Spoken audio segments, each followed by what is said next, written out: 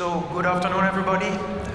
My name is Ruys. I work at Embraer, and I would like to take you through a presentation about the what we call crossover narrow-body jets. It's a pleasure to be here in Tashkent. I've never been here, and it's the heart of the old ancient Silk Road connecting Asia, Middle East, and Europe. And it's very interesting to arrive here at the airport, and there is no queuing. The immigration officer is very friendly. He welcomes you to the country, and he doesn't ask for any visa or any difficulties. So this was a very, very good start yesterday, I must say. Oops.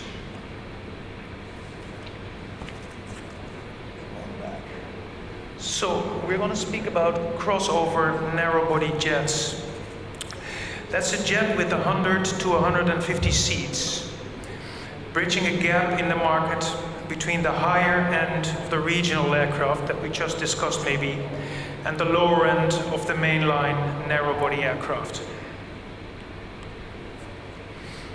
So Central Asia has been growing constantly in the recent years, and we see a very positive trend with air traffic growing. We are up to 35 million passengers now per year, and but we have recognized there's about 90 million inhabitants in the region, so there's ample space for further growth. So if you look at the level of the growth, of the passenger growth, Central Asia has an annual growth rate of almost 9% or more than 8%, whilst the average in the world is 5.6%. So this is a very interesting thing to see because it leaves room for further growth.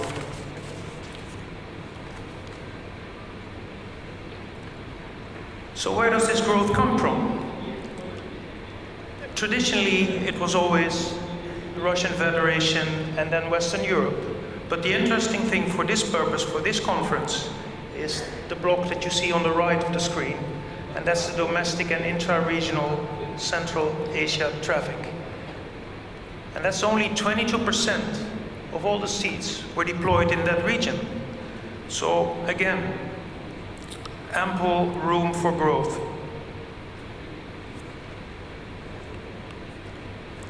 This is also a very interesting one that my marketing colleague put together for me. If you look at the route profiles in Central Asia, we see that 81% of all the routes are operated at an average of less than 150 passengers on board, and the vast majority of them being a perfect fit for a crossover jet.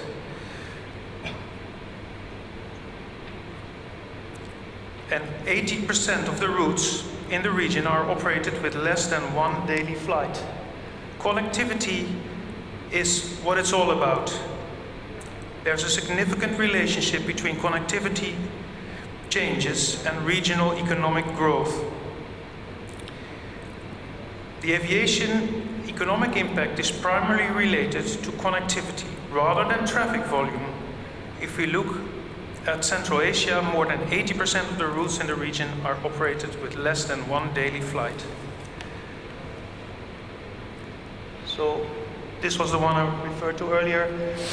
81% of the routes are flown with less than 150 passengers per departure. Very interesting to see. So, as an example, as a live example, our customer S7 has developed the region of Novosibirsk, where there were only, in 2016, there were only 15 cities served. When they introduced 17 E170 jets, they almost tripled that number. and 43 cities served out of Novosibirsk now.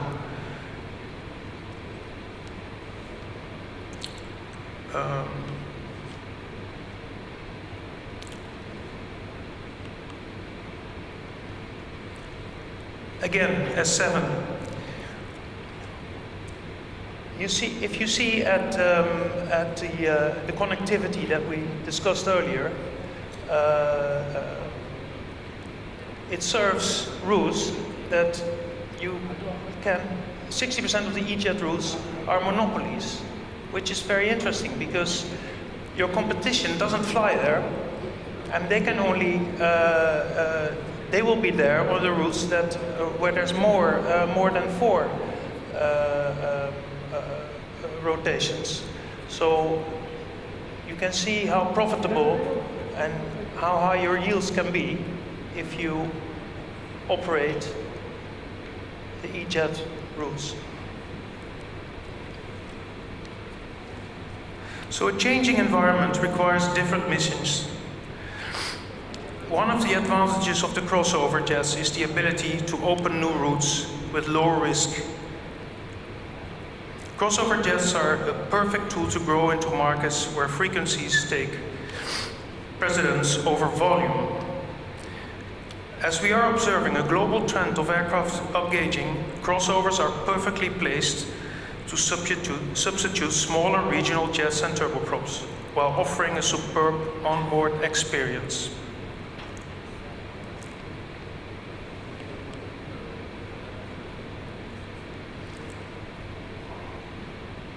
Crossover jets,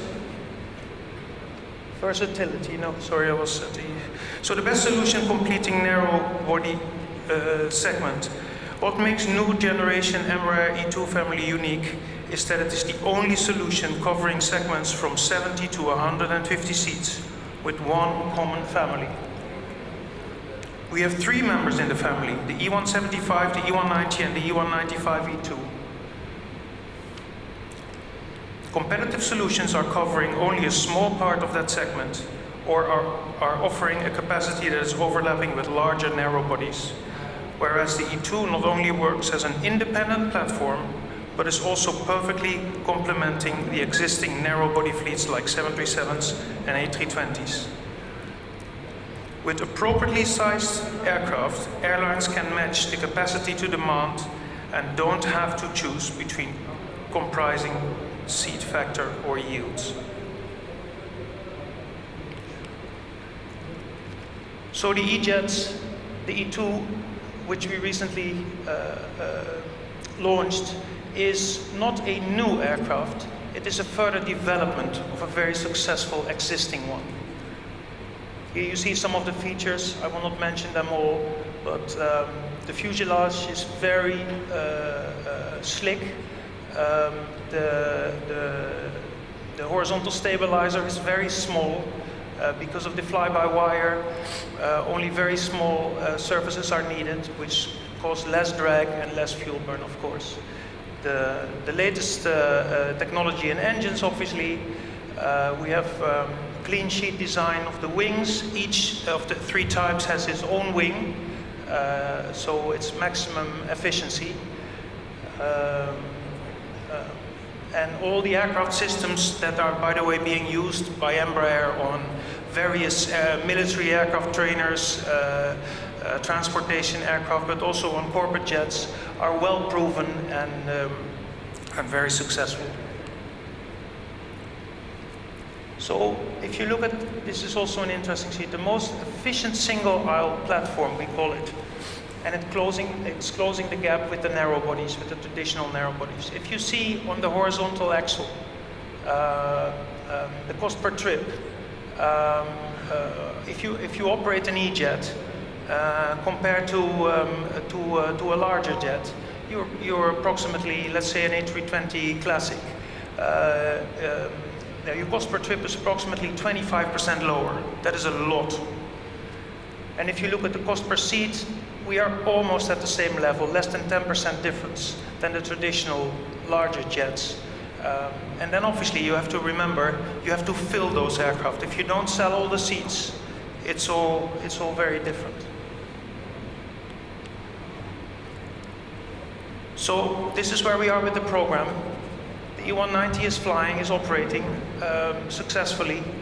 It was on time, on spec, and does everything we promised it would do. The E195 is also flying now, first operator Azul, and the smallest of the lot, the E175, will be launched next year, we expect. Thank you very much.